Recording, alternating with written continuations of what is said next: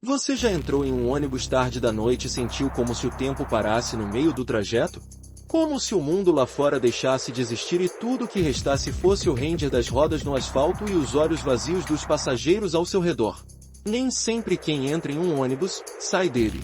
Era por volta das 23h40 quando o último coletivo da linha 666 encostou no ponto final de um bairro periférico da cidade de Carvalhos, interior de Minas. Um ônibus aparentemente comum, mas com um detalhe que ninguém percebia à primeira vista: ele não aparecia nos registros da empresa. Não constava no sistema de itinerários. Não possuía rastreador. Mas, todas as noites, aparecia exatamente no mesmo horário, com o mesmo motorista calado, e o mesmo letreiro luminoso vermelho, pulsando como se estivesse vivo: 666, rota final. Para muitos, aquilo era só mais uma linha especial, criada pela prefeitura para atender bairros distantes. Para outros, um boato sem importância. Mas naquela noite em particular, 7 pessoas subiram nesse ônibus. E nenhuma delas jamais seria vista novamente. Lúcia, uma jovem universitária atrasada para voltar ao campus. Jonas, um entregador de aplicativos que queria cortar caminho. Dona Nair, uma senhora que dizia ver o marido morto cada vez que pegava esse ônibus. Um casal que discutia baixinho sobre uma traição. Um rapaz que ouvia música alta e ignorava o mundo. E, por último, um homem que nunca disse uma palavra, mas cuja presença fez o motorista encarar pelo espelho retrovisor por mais tempo do que deveria. O ônibus partiu em silêncio. Sem o som típico da buzina, sem o barulho comum de marcha sendo engatada. Apenas o chiado constante das portas pneumáticas se fechando e uma névoa fina que parecia entrar pelas janelas, mesmo estando todas fechadas. A cada rua cruzada, a paisagem se tornava mais deserta. Os postes pareciam mais altos, mas a luz deles diminuía. As placas de trânsito estavam escritas em uma língua estranha, e ninguém parecia perceber, ou fingia que não via. Foi só depois de 20 minutos que Lúcia notou que estavam andando em círculos. O mesmo beco sem saída, a mesma árvore retorcida, a mesma esquina com a loja fechada. Quando ela se levantou para perguntar ao motorista, algo a paralisou: o espelho retrovisor não refletia o rosto dele. Apenas um borrão escuro, como uma mancha de óleo que pulsava como se tivesse vida própria. Ela voltou para o banco sem dizer uma palavra. Lá fora, o mundo já não parecia real. Não havia mais sons. Nenhum carro. Nenhum pedestre. Nenhum sinal de cidade viva. Era como se o ônibus tivesse cruzado uma fronteira invisível, onde o tempo parou e o espaço se dobrava. Como se estivessem dentro de um pesadelo que esquecemos ao acordar. Mas esse pesadelo era real. E os passageiros ainda não sabiam que haviam embarcado numa jornada sem volta. Se gostou dessa história, confira outras aqui do canal e comente o que achou. Se inscreva no canal. Ative o sininho. A cidade de Carvalhos sempre foi silenciosa durante a noite. Ruas desertas, postes com lâmpadas fracas, calçadas quebradas e o som distante de cães uivando ao longe. Era uma cidade de interior com alma esquecida. Pouco se construía ali, mas muito se perdia. E nos cantos mais escuros, boatos se espalhavam como pragas, carregados pelo vento entre becos e vielas. Um desses boatos falava sobre um ônibus que surgia nas noites de neblina, e levava consigo aqueles que estavam atrasados para morrer. Era difícil acreditar numa história dessas, até que você fosse forçado a entrar nele. Lúcia tinha 22 anos, estudante de psicologia, vinda da capital para um intercâmbio de 2 semestres no curso da Universidade de Carvalhos. O prédio onde morava era afastado do centro, e por causa de um seminário que se estendeu até tarde, perdeu o último ônibus oficial da linha noturna. Com o celular sem bateria e nenhum carro de aplicativo disponível, Lúcia decidiu andar até o terminal improvisado do bairro. Um abrigo de madeira velha e coberto por pichações, com um banco rachado e um relógio quebrado marcando eternamente 23 horas. Foi ali que ela viu as luzes vermelhas surgirem no horizonte. Primeiro, pensou que fosse imaginação. Mas os faróis estavam mesmo vindo. Um ônibus antigo, com a pintura desbotada e o número 666 piscando no letreiro, como se cada número estivesse prestes a derreter. Sem muita escolha, ela subiu. Lá dentro, o clima era frio, quase antinatural. Não havia cheiro de gasolina, suor, nem o comum odor de mofo dos ônibus antigos. Havia um cheiro diferente, algo doce e metálico, como sangue envelhecido misturado com flores podres. O motorista não a encarou. Usava um boné baixo, e mesmo com a luz interior, seu rosto parecia encoberto por uma sombra que não fazia sentido. Ela disse boa noite. Nada. Ele apenas fechou a porta com um suspiro mecânico, e seguiu viagem. Os passageiros já estavam quase todos sentados. Ninguém se olhava. Ninguém falava. Todos pareciam presos dentro de si mesmos. Lúcia caminhou até o fundo, sentou-se ao lado da janela e percebeu uma névoa estranha do lado de fora, como se o vidro estivesse suando por dentro. Alguns minutos se passaram em silêncio. Foi aí que algo ainda mais estranho aconteceu. Ela olhou para fora e viu a mesma esquina pela qual haviam passado há poucos minutos. Depois, a mesma igreja abandonada. Depois, a mesma estátua de anjo sem rosto. Tudo parecia um ciclo, como se o ônibus estivesse rodando dentro de um labirinto infinito. Lúcia tentou puxar conversa com um rapaz ao lado, mas ele a ignorou. Seus olhos estavam fixos na frente. Pupilas dilatadas, respiração curta. Como se estivesse em transe ou pavor. À frente, uma senhora murmurava algo. Lúcia se inclinou discretamente para ouvir. Eles não deixam descer, nunca deixam. O quê? Lúcia perguntou, inclinando-se mais. A velha virou o rosto de forma abrupta. Seus olhos estavam completamente brancos. Como se o tempo tivesse passado por dentro dela e levado tudo, menos a consciência de que já não fazia mais parte deste mundo. Eles pegam a alma pela janela. Se tentar fugir, eles te atravessam. Com garras de sombra. Lúcia recuou, engolindo seco. Naquele instante, o rádio do ônibus começou a chiar sozinho. Uma música antiga tocava. Algo como um tango distorcido, vindo direto de uma vitrola arranhada. E pela primeira vez, o motorista falou, mas sua voz saiu pelas caixas de som, como se viesse do próprio sistema. Senhoras e senhores, apertem os cintos. Estamos deixando a realidade. Um relâmpago cortou o céu. E Lúcia, ao olhar novamente pela janela, percebeu que a cidade desaparecera. Agora, havia apenas escuridão, campos secos e cruzes de madeira retorcidas surgindo ao longe, como se estivessem entrando em um cemitério esquecido por Deus. O ônibus seguiu, cada vez mais rápido. E os passageiros, cada vez mais, imóveis. As rodas do ônibus continuavam a girar, mas não havia mais asfalto. O som que vinha de baixo era outro, como se passassem por pedras, ossos, ou algo ainda mais grotesco. Lúcia manteve os olhos presos na paisagem externa, tentando entender onde estavam. O que antes era cidade agora dava lugar a um terreno distorcido, sem lógica, como se estivessem atravessando um pesadelo tecido por mãos invisíveis. Ela se levantou, vacilando, tentando alcançar o motorista. Ninguém a acompanhou com o olhar. Parecia que, ao se mexer, ela quebrava uma regra não escrita. Quando chegou à parte dianteira do ônibus, percebeu que o painel de controle estava apagado. Sem luz, sem velocímetro, sem indicadores. O volante girava sozinho, como possuído. E o motorista, ainda ali, calado, mas agora com um sorriso quase imperceptível sob a sombra do boné. Ei! Ela chamou, tentando manter a firmeza na voz. Onde estamos? Por que não há ninguém na estrada? Ele não respondeu. Apenas virou lentamente o rosto, e, por um segundo, Lúcia viu seus olhos. Ou o que restava deles. Eram dois buracos fundos, cavernosos, como fossos cheios de vermes se debatendo na escuridão. Ela recuou, trêmula. Ao voltar para o fundo, o ônibus pareceu reagir à sua inquietação. As luzes internas começaram a piscar, e o rádio voltou a chiar, agora transmitindo vozes sussurradas, misturadas com gritos abafados. Lúcia se sentou, ofegante, tentando organizar os pensamentos. Estava presa. Mas por quê? Então ela notou, um a um, os passageiros começavam a mudar. O rapaz do fone de ouvido, que antes parecia apenas distraído, agora estava sangrando pelos ouvidos. Um líquido negro escorria discretamente por suas têmporas, e seus olhos pareciam ter desaparecido completamente das órbitas. Dona Nair, a senhora estranha, sussurrava uma oração, mas não em português.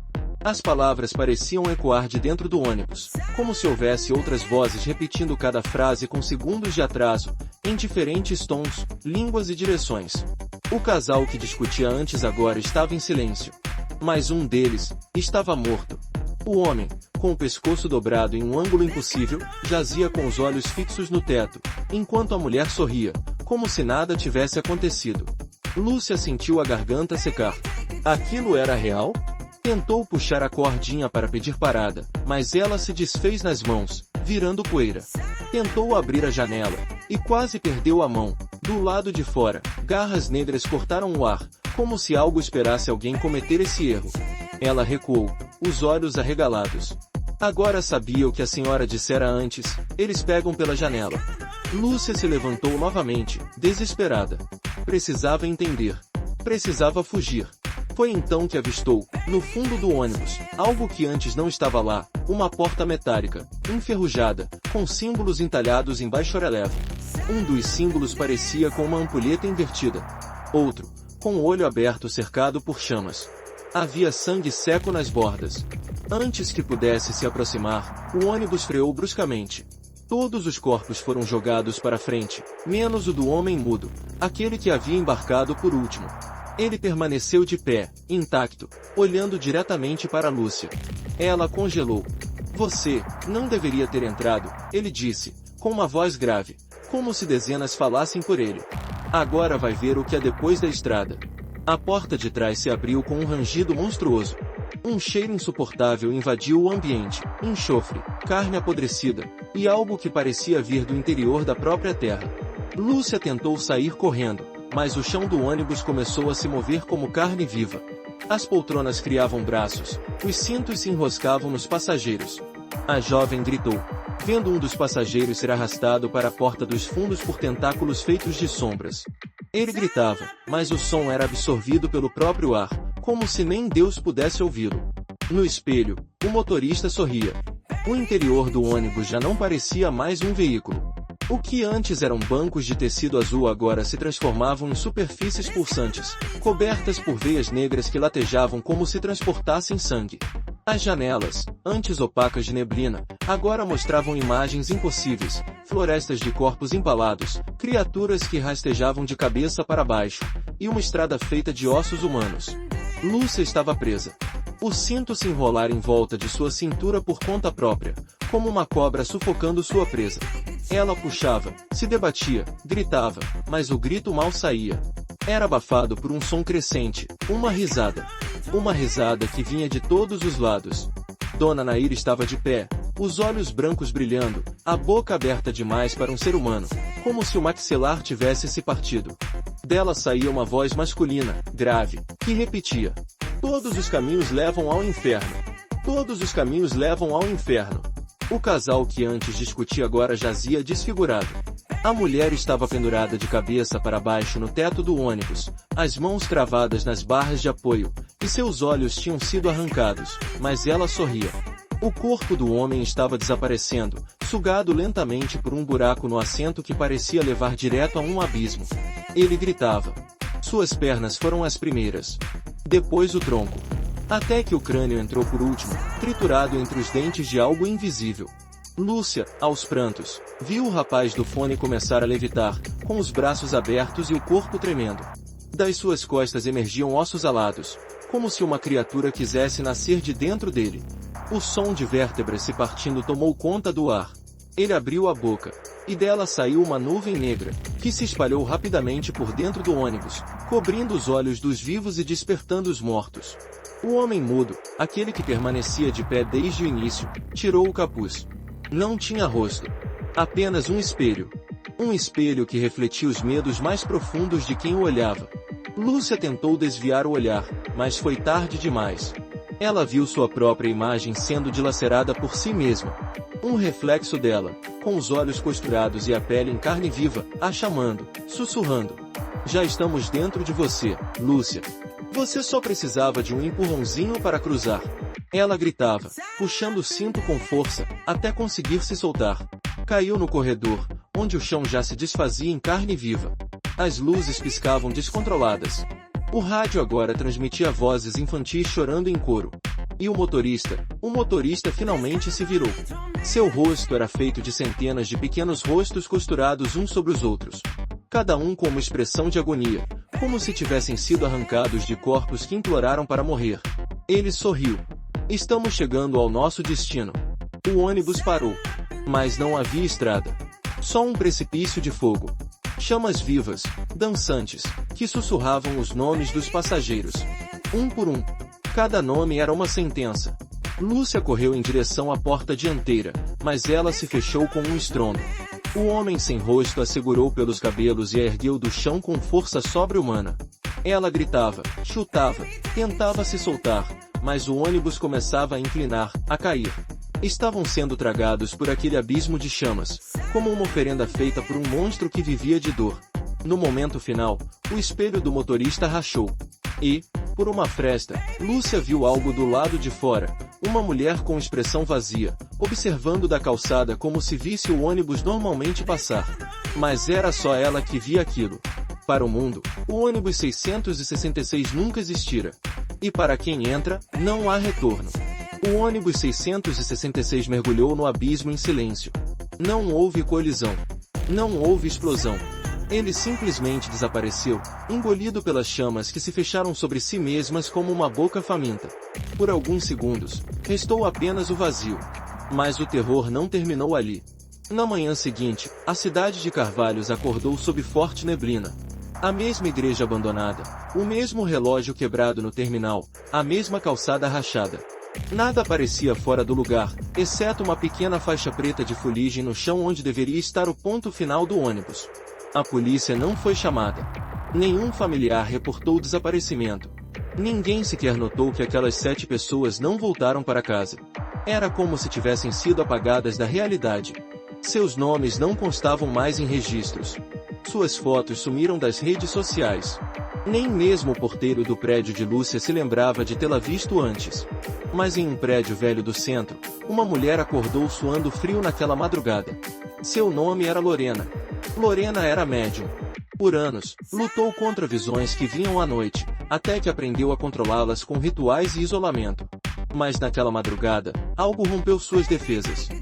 Ela se sentou na cama com os olhos arregalados, segurando o peito, e sussurrou.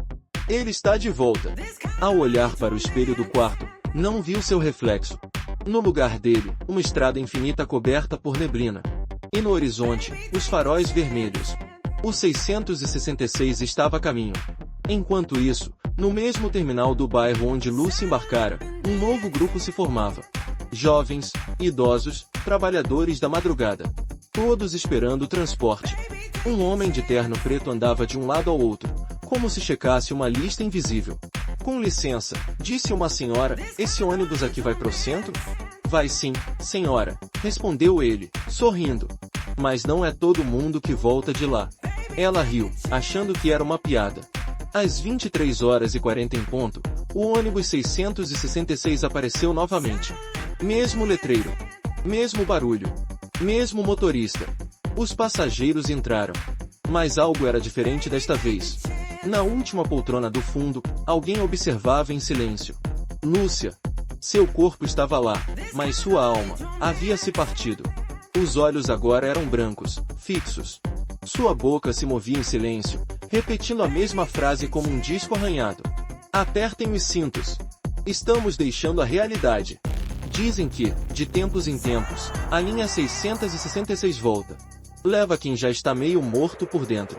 Quem carrega culpas demais, medos demais, ou quem simplesmente não devia estar aqui. E ninguém sabe qual será o próximo nome a desaparecer. Afinal, quem controla o itinerário do inferno? Se você chegou até aqui, talvez tenha embarcado junto com eles. O 666 não é apenas um ônibus. É um aviso. Uma rota que cruza as fissuras do mundo real e leva aqueles que ignoram os sinais. Não se trata de sorte, nem de destino, mas de tempo. E uma hora, ele chega. Quando você menos espera. Talvez, quando estiver voltando do trabalho à noite. Ou saindo de um bar. Ou esperando sozinho em um ponto de ônibus, com o celular sem bateria e o vento sussurrando algo que você finge não ouvir. É aí que ele aparece. Sem registro. Sem placas. Com um motorista que não pisca. E passageiros, que já morreram por dentro. O que poucos sabem é que o ônibus 666 não escolhe aleatoriamente. Ele sente. Busca almas desgastadas. Gente que carrega demônios nos ombros. Culpa, remorso, tristeza profunda, são como perfume para ele. E quando você entra, ele já sabe qual será o seu fim. Por isso, Da próxima vez que vir faróis vermelhos se aproximando na madrugada, olhe bem para o letreiro. Se estiver escrito rota final, corra. Ou melhor, reze para não ser tarde demais. Talvez você ache que tudo isso é apenas uma história. Uma ficção. Um conto assustador para entreter. Mas os desaparecimentos são reais. As marcas nas calçadas ainda estão lá. E se você procurar o bastante, pode encontrar uma gravação. Um grito. Uma sombra. Um nome que nunca devia estar naquela lista. Lúcia? Jonas? Dona Nair? Eles se foram. Mas o 666 continua rodando. E a próxima parada pode ser a sua. Se gostou dessa história, confira outras aqui do canal e comente o que achou. Se inscreva no canal. Ative o sininho. E lembre-se, nunca entre em um ônibus que não tem destino.